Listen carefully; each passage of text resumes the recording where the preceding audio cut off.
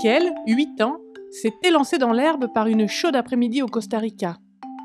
L'école était finie et il jouait au foot avec son ami Royden.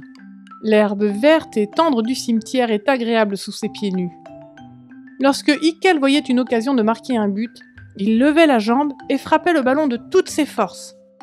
Soudain, une douleur aiguë lui transperce l'arrière du pied. Levant la jambe, il regarde sous son pied. Un serpent brun foncé à rayures blanches pendait de son talon. Les yeux de Ikel s'écarquillent d'horreur et il crie « Ouah !» À ce moment-là, le serpent a lâché son pied et s'est enfoncé dans l'herbe. Le pied de Ikel lui fait mal, mais il court chez lui aussi vite qu'il peut. Il avait peur. « Maman !» s'écrie-t-il. « Un serpent m'a mordu !» Sa mère a entendu ses cris et s'est précipitée hors de la maison. Elle a peur, elle aussi. Elle a vu les 2 marques laissées par les crocs du serpent sur son talon. La mère de Ikel appelle frénétiquement son père au téléphone. Ce dernier rentre du travail et l'emmène à la clinique. Le médecin sort une seringue et fait une injection à Ikel. Il a ensuite regardé le garçon avec inquiétude. « Vous vous sentez bien ?» demande-t-il. Ikel n'avait pas l'air bien.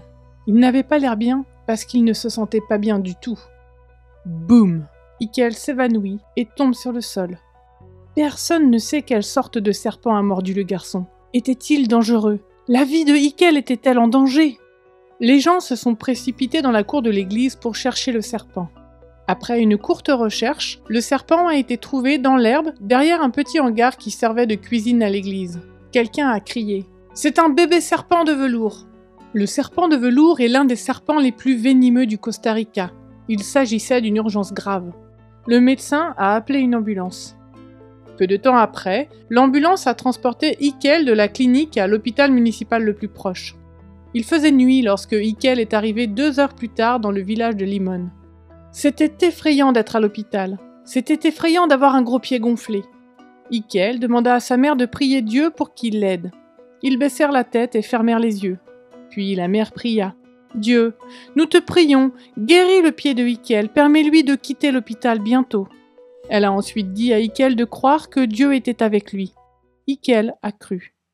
Le 3e jour de son séjour à l'hôpital, Ikel se sentait bien. Il était très heureux. Il savait que Dieu avait entendu la prière de sa mère et l'avait guéri. De retour chez lui, Ikel apprend que toute la ville a entendu parler de la morsure de serpent qu'il avait reçue et de son étonnante guérison. Tout le monde était étonné de voir ce garçon heureux et en bonne santé. « C'est un miracle !» a dit quelqu'un. « Il y a un Dieu qui prend soin de ses enfants !» a dit une autre. Le sabbat suivant, 9 personnes sont venues à l'église après avoir entendu comment Dieu avait répondu à la prière de la mère de Ikel. Ils ont tous donné leur cœur à Jésus et se sont fait baptiser. Ikel est heureux d'être en vie. « Dieu m'a sauvé du serpent », a-t-il déclaré.